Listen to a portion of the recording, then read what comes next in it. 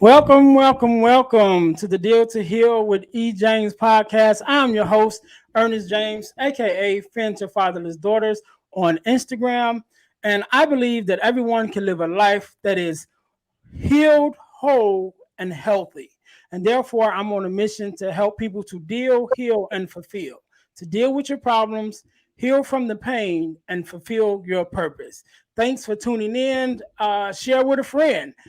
So today we are here and we are on episode number 17, season 117. It's getting close to starting season number 2, so I got to start saying season 1 and the number of this episode that it is. So thank you all again for tuning in, and today is just as good as any other day. We are here with another guest, Mrs. Fiona. How are you doing today? I am doing fabulous. Again, thanks for having me. I really appreciate being on your podcast and congratulations on your new podcast. You're doing great work and I really appreciate the stance that you are taking in supporting fatherless daughters. So once again, thanks for having me. Oh, no problem, no problem. Thank you so very much because I know as a mother, first of all, you could be doing anything else besides being here with me. So I definitely appreciate you taking out the time to share with us your story and your journey and the things that you have going on. So let's jump into it. So for starters, just give us our listeners a heads up on who you are and what it is that you do. Okay, well, my name is Fiona Michelle. I have been in the human service field for about 25 years now. Oh my goodness, I can't believe it's been that long. But throughout that time, I have worked with families, and primarily my focus has always been working with children. And through working with children, I obviously had to work with parents and extended family. And I have worked with individuals with intellectual disabilities. I have supported children who were impacted by their own trauma, whether it's abuse, neglect, and different things in that arena, and supporting them and getting into safe environments, teaching them the tools of how to keep themselves safe, even though the environment in itself may not be 100% safe. Um, and through doing that, it really helped me to impact a lot of different people. Currently, I still work in support of children, but I also have a business that is totally a different arena, but it's still kind of dealing with trauma and anxiety and depression and those kind of things. But it's with a totally different population. It's with dogs. Okay. I realized through working with children and families and going into their homes and working with them that everybody in the home was impacted by whatever occurred, the trauma, the incidences that occurred, even the family pet, primarily the dogs. So at times when I was working with the children, I also supported the family and getting, treatments for their dogs. And I found that both children and dogs are both passions and purposes of mine that just really lay heavy on my heart. So I kind of still work with both populations today. Okay, that's interesting I to say the least, definitely. So you kind of like the dog whisperer, I guess, for the dogs and some. somewhat, yeah. Okay, cool. That's cool. Definitely. So one of my questions, I heard you say you were in human services, and definitely, that's one of the areas that I was interested in, and I guess I still work in some degree. Yeah. Um, Not only with the work that I do here, but I also do home health care with people with disabilities, Okay. physical disabilities, and mental disabilities. So definitely that's a passion of mine also. So one of my questions is, what was uh, as being in the human services field, how Hmm. has that primed you or helped you to do the work that you do now? And what part of your story, um, should I say, gave you the initiative to say, you know what, I'm going to go into this field and use my voice to be heard in this way. Ironically, the way I answer that question now is totally different than how I answered it when I first entered into the field. When I look back over my entire life, I realized that I was purposed to be in this field. Everything that happened to me, everything I was exposed to led me to this point. And, when I look back and I even speak to people from years ago, they would say to me how they always saw that I was a protector of other people. I was an advocate for those who necessarily didn't have a voice. That when it particularly came to children, that I can tell when something was going on. If they, and they never had to say anything. I just knew that something wasn't right. And I would kind of take other kids under my wing, even though I too was a child. Um, and then, of course, I had my own experience. Like you stated, I am a fatherless daughter. Um, I am, my mother immigrated to a whole entire new country with her two children, and my father was left in the other country, and we had very minimal contact. I would only see him in the summers when I would travel back to my native country. And as a new immigrant family in America, at the time that we moved to America, we weren't accepted. I remember going to school and I had a strong accent, and automatically I wasn't accepted by people that looked like me. So I learned very young that, in different environments that I had to kind of make my way in each environment that I was in, because I was always considered different for whatever reason. So I think, going through all of those things really helped prepare me for working with other people. And even when I was in high school, going to college, it was not necessarily my intent to study this field. Unfortunately, when I was in high school, I had another traumatic event that happened that really had a significant impact on me. And it was so impactful that it impacted my ability to do science and math. And because I could no longer do science and math, I lost some scholarships. And when I went to college, I literally could not pass a math test. It was the first time in life I ever failed a math test. And all of a sudden, I was met with the decision of what am I going to do with my life? And it was a woman in my church at the time. She knew I was looking for a job and trying to decide what my career was going to be. And she invited me to interview at her company, which was a human service company working with individuals with intellectual disabilities. I interviewed, got the job, and they loved me. Like, they trained me. I, started moving up the ranks pretty quickly because they just liked how I just took to the job. And it wasn't that I just did my job. I was teaching other people how to better do their job and those kind of things. Right. To the point that my supervisor created positions to me to move into just to promote me. Um, so it kind of just made sense to, why don't I study human service? I'm already working in it. And that's literally how I fell into the field. But I fell into it and fell in love with it at the same time. So I knew it wasn't by accident. I know it was a bigger plan in play. And I was just saying yes to what God already had ordained. Right. Okay, cool, cool, cool. And I definitely like that. And I can even hear it in your voice, the passion that you have for it. So as I'm listening to you tell the story, I'm like, yeah, I can see it, you know. Thank So you. I know that one of the I guess a motto or mantra of yours is that the trauma or pain that you experience is not your fault, but the healing is your responsibility. Definitely. Right. And I have a similar similar motto that I talk about when I'm, especially when I'm working with young men, and it is that it's not my fault, but it's my fight. So Definitely. sometimes the situations that we find ourselves in has nothing to do with anything that we did, to deserve to be in that situation. But Mhm. since we're there, it's our fight in order for us to get out of it. So Mhm. just thinking about or talking about your mantra, how would you explain that or just expound on it a little bit, from your point of view, how you see that. Well, again, take it from the perspective of being a child who's in a household with one absent parent and maybe another parent who is addicted to substances, and then they become abusive, whether it's neglectful, physically abusive, etc. The child has no control over that.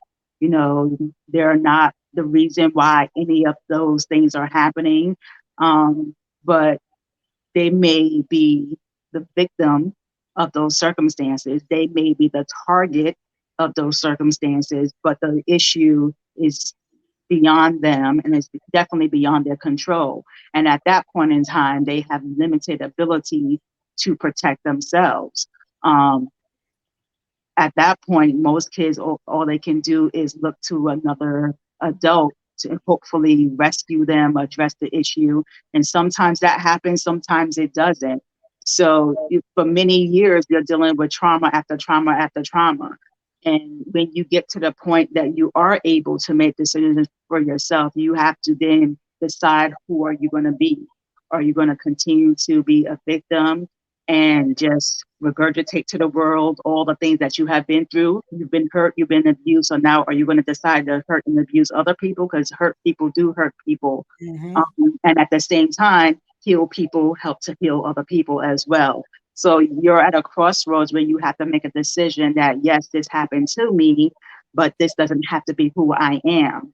So you determine who you are and you make the steps to work towards becoming that person. So whether it's, seeking a coach or going to counseling or speaking to your pastor or whatever entity that, is your first step into getting the help that you need, take those necessary steps.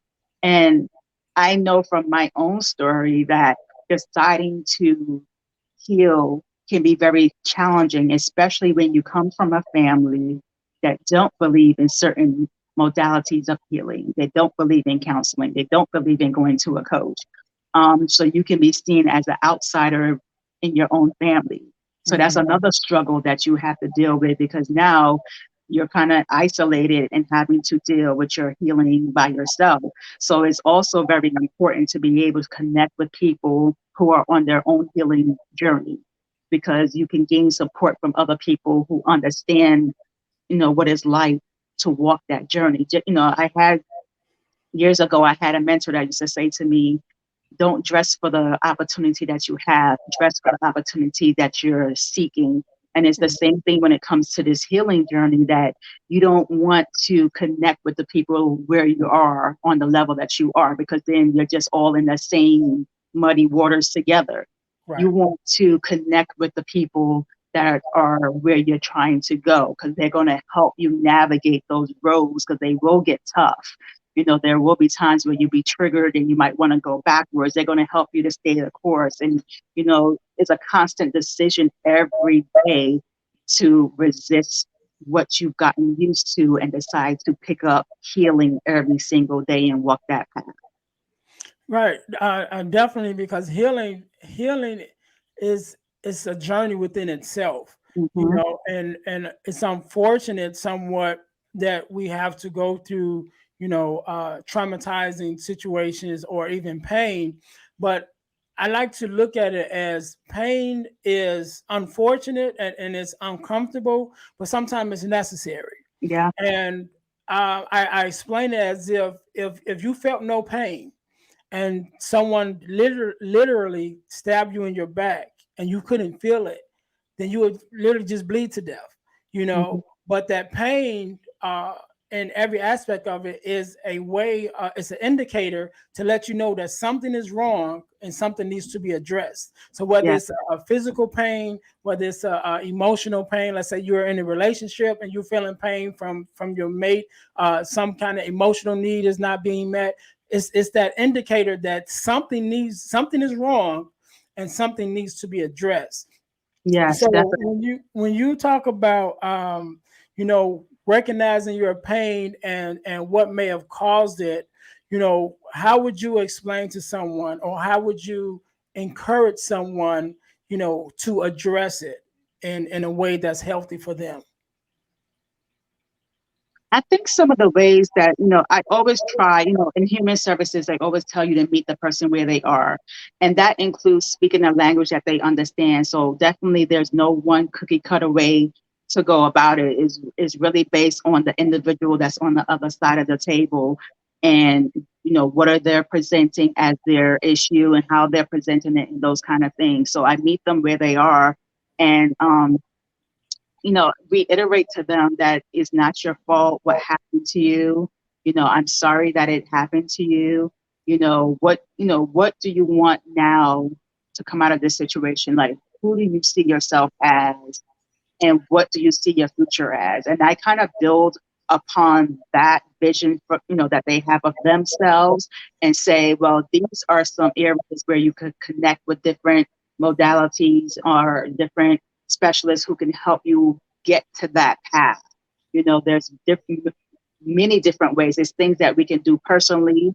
I know for me, years ago, one of the things I started doing was, positive affirmations, because a lot of what was done to me was, I was told how I couldn't do certain things, or I was criticized, and spoke negatively too. So I had to reshape my thinking, because even for many years, in some ways, I assumed the personality of my abusers, and I started kind of agreeing with them that, yeah, you're not this, you're not that, you're not valuable. Especially, with having a parent that was working on a time, and another parent that was, 1,000 miles away and not even calling or whatever. So you're feeling like you're not worthy. So some of the first steps I took was just using positive affirmation, saying you are worthy, you are the child of God, you're beautifully and wonderfully made. And a lot of what I utilized was based on scripture, because, the one thing that was done good for me was my introduction to God. And, I have a great spiritual relationship. I rely on God. I'm a praying person. And that helped me to build some confidence, some self-esteem, to be able to go to the next step, to the next step, to the next step. And to connect with people and learn about different avenues I can take. So, for the person that they're starting their journey, I'm trying to find out what are some things that they naturally already have in their environment that they can build upon, that can help them to take that first step. Because all you have to do is take the first step. And once you take that first step, your confidence level and your confidence level will build, so that you will take the next step and go to the next step and to the next step. And by that time, you're taking the third or fourth step, you're also connecting with like-minded people that you're now building the relationships with, so that when you get uncomfortable, or you get triggered, or you feel you want to go backwards, they're going to help to pull you to the next step to help you keep going forward. Oh, I definitely agree with that 100%. One of the biggest pluses that I think a lot of people miss is the company that you keep. To be able to be, especially when you're dealing with trauma, or any kind of things like that, to be in a supportive environment of people who understand what you've been going through. I speak often about my introduction to bereavement after my mom passed away, and knowing that going through that period and going to the bereavement support groups, and looking at the environment like, what, my people need this, because like you said, we don't necessarily go to therapy. We don't necessarily go to coaches and things like that. I mean, Mm-hmm. with the push now, with addressing mental health, and people speaking more about it, mental health and emotional health, I think we're making strides in the right direction, Definitely. as a community, to open our eyes to these things and how they may be helpful with us, and not comparing it against the church, but using it with the church. Exactly. And I think that's definitely a big like thing that always been, even when in my growing up, it's like you have the church, and then you have the community, and it's Mm-hmm. like, no, it don't have to be one against another. You know what I Not at mean? all. It's like you're a person. I'm a church member, but I'm a community member too. So it's Exactly. like both of those things make me who I am. Then I can, should, and be able to receive help from both at the Oh, same time. yeah. So I definitely know the power of being able to be around like-minded people to get that support that you need, Hmm. because no one understands you as much as someone who has been you. You Yeah, know, no one understands you better than someone that just took them shoes off before you stepped in it. You exactly. know, and I definitely agree and definitely encourage people to, seek out support groups, seek out help, Mhm. seek out like-minded people, and not Definitely. just in the things that may have worked out negatively, like in my example with the bereavement group, which came at the loss of my mom. But look for groups that's more encouraging and things that's positive. Hmm. Book groups, book clubs, or Definitely. business groups or mentor groups, things Yes. that elevate you as a person, to build on the good characteristics of the things that you want in your life, and not just as a result of something that's bad Absolutely. that's happened to you. Yeah. So one of the things that I know, that even with that being said, is that a lot of times people have a hard time asking for help. you know uh Sometimes, no matter what they're going through, it's like, I don't think people are going to understand me, or I don't think they might not want to help me, or even if they know this about me, they're going to look at me some kind of way. Hmm. And so people are afraid to ask for help. So if you could speak to someone right now who may have been afraid to seek help, or someone who just asks for help, or kind of at the beginning of their journey, their Hmm. healing journey, what would be something that you would encourage them, or some tools that you may give to them that they may use as stepping stones to get this journey started, to healing? Well, I can definitely say I have walked in those exact shoes. I have thought all those same thoughts. I was ashamed of my situation, of what I experienced. I told myself that nobody is going to help me because, again, I'm not worthy, I'm not valuable. The initial people that I did tell, they did not help because they too was, they had their own history of abuse and everything. So they didn't have the tools because they weren't on a healing journey. Right. And it took me years to recognize that they just didn't have the capacity. It's not that they necessarily didn't want to help. They just didn't have the capacity to help because they were fighting their own battle, so to speak. Um, and I think, again, going back to my spirituality and knowing that, um, as many things that I have gone through, God has brought me out of them all. As many things that I have gone through, some way, somehow, He did send someone my way. It may not have been in the format in which I initially prayed for, but He always sends an answer my way or a person my way to meet the need that I had in that moment in time. So, in recognizing that, I knew that there's somebody out there that if I just keep talking, somebody is going to help. It might not be Mhm. the first two or three people, but it might be that fourth person, that fifth person. And we all deserve to have a happy, healthy, and whole life. And the only way we can get that is by getting the help that we need to arrive at that healthy and whole place. And the reality is, one thing I know for sure is God didn't create us to exist by ourselves. Um, and what we have told ourselves is if, we're going to seek help, we only got to seek it through our family.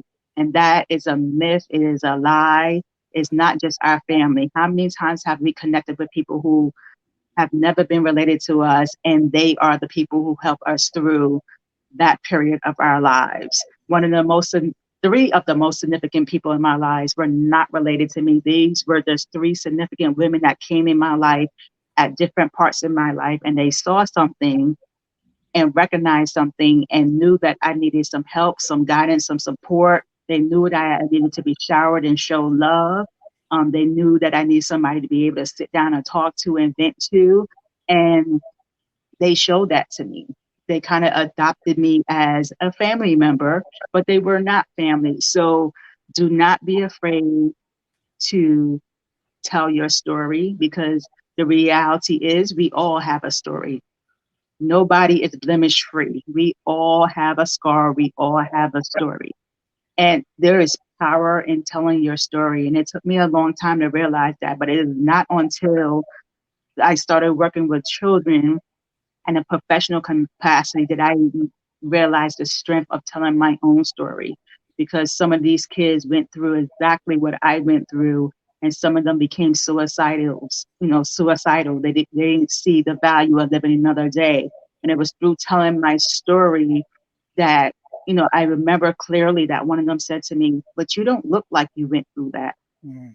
And I said to her, "Well, you don't have to either, because from this point on, you decide who you are. That I like incident that. doesn't decide who you are. You define who you are." And I worked with her a long time on defining who she is as a young lady and who she wants to be as an adult, and et cetera, et cetera. And because she had a clear vision of who she wanted to become, she had something to work towards. And having a vision is what helped her to seek the help she needed to get to that next step. So that's another part of it. You know what the Bible says, have a vision, make it plain, and that's exactly what it is. When you have a vision of how you want to be, who you want to be, what you want to achieve, what kind of parent you want to be, spouse, whatever you want to achieve, then you start taking intentional steps towards achieving those goals. And those intentional steps are going to lead you to connect with different people who are going to introduce you to healing and different, methods of getting to the place where you need to be. We cannot do it in isolation. We can only do it when we support one another. Man, I really like what you said. Two things that really stood out to me just now. Number one, when she said that you didn't look like what you've been through, and then your response was, "Well, you don't have to either." I really Hmm. love that, because I know oftentimes we hear, especially those that grew up in the church, uh, Hmm. we hear that, I don't look like what I've been through. And so, in the power of telling our story and telling the things that we've been through, like you said, it gives them that picture of the fact that no, you don't have to look like what you've been through either. Exactly. And I definitely know that there's so much power in telling your story and sharing your story of the experiences that you've been through. That's one of the reasons I'm so vocal myself about, even going to bereavement, when my mom passed away, going through a period of depression, and even Hmm. a period of thinking of committing suicide. I brought that up in several podcasts, before now, and I'm probably going to bring it up a few more, Yeah, yeah, because I wanted to be a part of the conversation. I definitely. wanted to be a part of every day what it is that we're going through, because I think a lot of times, even as you just pointed out, we live in such an isolated place. And because either we don't want to share because we're ashamed what we've been through, Hmm. or we just don't want nobody to know. But Hmm. even the Bible says there's nothing new under the sun, Exactly. except what is common to man. So whatever you've been through, somebody else is going through it Definitely. because somebody else has been through it. Yeah. And so we have to make sure that our voices are heard, our stories are told, so that those that we come in contact with Hmm. can grow from our experiences. Maybe they have Definitely. been through a similar experience that maybe wasn't as bad as mine, but I Hmm. can give them my testimony so they don't have to go through an experience that is as bad as Definitely. mine.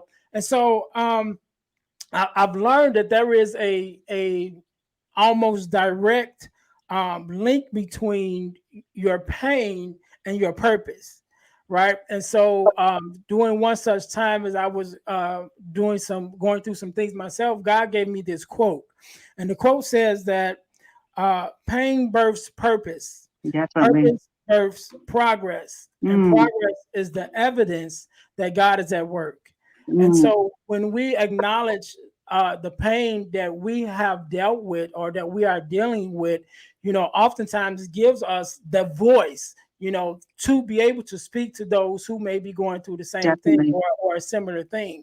And as we begin to share our story and open up our mouths and give our testimony, and we see lives being changed, then Yeah. that is that evidence right there that Hmm. God, I know, as we oftentimes quote it, the scripture that says, all things are happens for the goodness of the Lord. I know that ain't exactly how it go, but but the things that we're dealing with is happening for us, Yeah. for our benefit. And so it's in those moments that, although when you were going through it, you might not have felt it, but Definitely. when you go to help someone else through it, you realize, okay, this is why I had to go through what I Exactly. went through. And I know, like many people, that when I was in the midst of going through all my stuff, I said, "Why me, Lord?" And years later, I woke up and arrived at the place of, "Why not me, Lord?" And the Mhm. reason why I got to that point is I recognize that God created me for a purpose, with purpose, and on purpose. And as a result, I went through this, all that I went through, to help others through telling my story. It took me a while to get to that point because, again, I was telling myself opposite prior to that. But once I got to that point, I realized the power in passing down the story.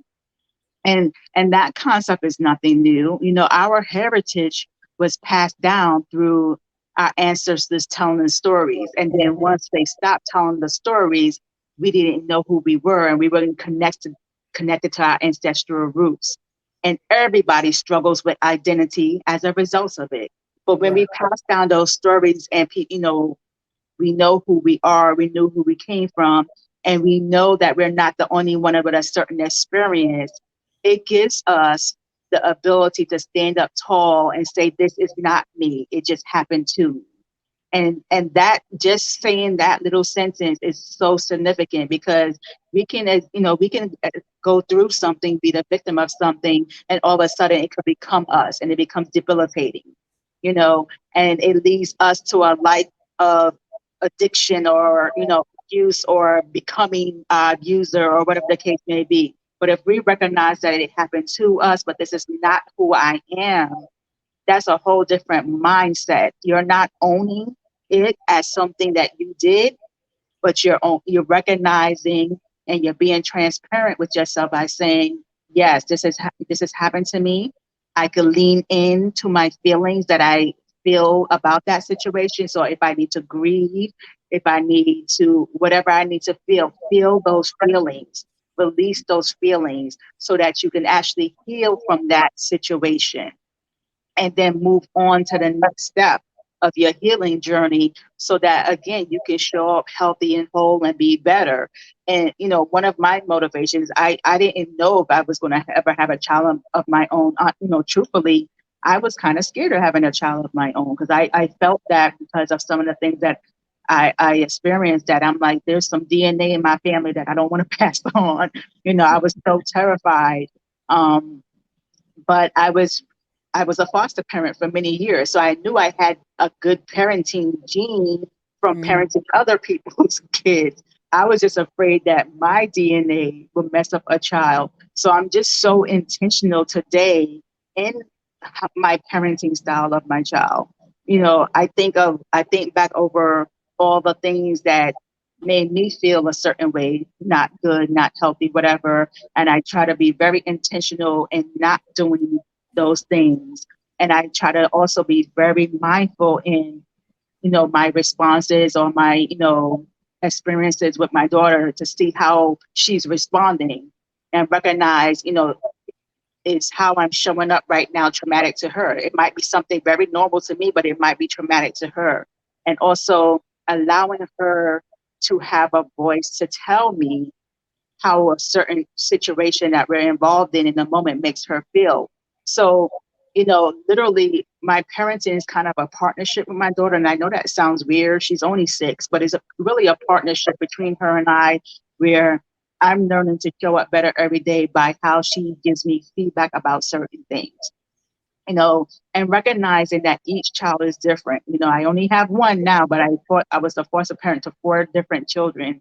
And I had to be 4 different mother styles to those children because of their unique personalities, how they took in the world, whether they were sensitive or not sensitive, all no, all the uniqueness of each individual to help them heal from what they were going through and help them understand, what they were experiencing and help them recognize love is a beautiful thing, et cetera, et cetera. So they, as much as I was helping them as a foster parent, they helped me to learn through, to be a parent. And ironically, back to the dogs, my dogs also helped me to learn to be a parent. Um, and again, taking care of them, they're nonverbal, learning when they're not feeling well, learning when something in an environment makes them feel uncomfortable. So picking up on all those cues helped me to go back to when I'm dealing with a human and be able to pick up on their cues as well. So everything in my experience and in my environment has helped me to become who I am today and to continuously work towards being a better me every single day. All right, right, and I can tell it's doing its job because just Oh, listening thank to you you. talk, like I said, with just listening to your story and hearing the passion in your voice, I can tell that is working. Thank you. And I agree with you. Also, just the work being in as a foster parent, I congratulate you. My family as a whole has been in dealt with the foster care system, and helping others for years. I have several people that has either adopted or has been emergency housing, for years. And even in my own home, growing up with my mom, we had plenty of people who weren't necessarily legally adopted, but I get my mom still opened up that door. And it. even myself, opening up my home to with my sons and their friends who maybe Mhm. have been growing up with single mothers. And over the years, shoot, I can't even account how many young men that Exactly. has laid their head under my roof. Just being not necessarily a foster parent, but a parent Mhm. nonetheless. A So role I model. definitely Yeah, know how that works and the effect that it has on of the lives of the children. So I'm so grateful that you do that. thank Miss Fiona, you know what? This has been so amazing. I definitely appreciate you taking out your time to, just to be a guest and to share your story with us. I have one more question, and yes. I'm going to ask it, and then you can feel free to answer it. And after you answer it, please give us any of your media handles or Okay. anything that you have to offer, whether it be books or courses or anything like that. Just letting us know how it is that my listeners can get in contact with you. Definitely. So my last question is, I believe that God allows us to go through some things so that when we finish and we get on the other side of it, that we have a decision to make. And that decision is whether we're going to be a victim of that circumstance or whether we're going to be a victor over that circumstance. Yes. And for those of us who choose to be the victor over the circumstance, it then becomes our job to use our voice to help those who are the victims of it to realize that they can come through on the other side. But Hmm. that entails us to come into it with some uh, transparency and some vulnerability. So, just in your life and your experience, how uh, strong, or should I say, how necessary do you think it has been with you, and how have you connected with others to their benefit just by being transparent and vulnerable of your own circumstances? It has been tremendous. And it took me a long time to get there. Being transparent and vulnerable was, I would say, was one of my biggest struggles because I always told myself in order not to be a quote unquote victim again, I had to be strong. And I equated being transparent and vulnerable with being weak. And if you're weak, you can be a target, so those were the lies I told myself. But honestly, it's the other way around. Being transparent and vulnerable is a sign of strength. Um, it's strength in the way that it helps you to heal. It helps you to lean in and deal with those emotions so that you're not holding them in, and then years later, end up being diagnosed with anxiety or depression or any other mental health illness. It helps you, to speak your story into the world and take the power away from it. Because if we keep it in silence, if we all stay silent, then the abuse continues generation after generation Mhm. after generation. But the moment we speak it into existence and bring awareness to it, everybody's eyes starts to open up, everybody's ears starts to listen more deeply, and everybody becomes more protective.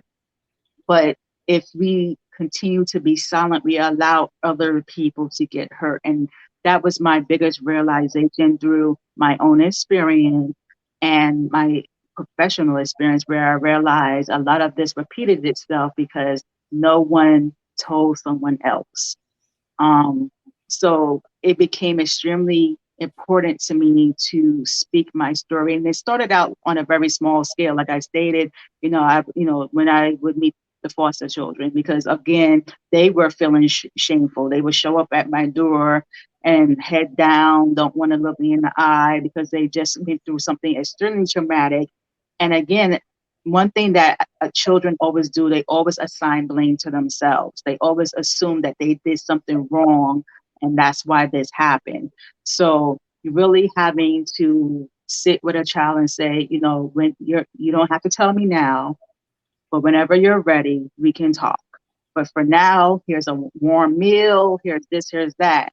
And then saying to them, I'm also here to let you know who I am. So if you have any questions, feel free to ask.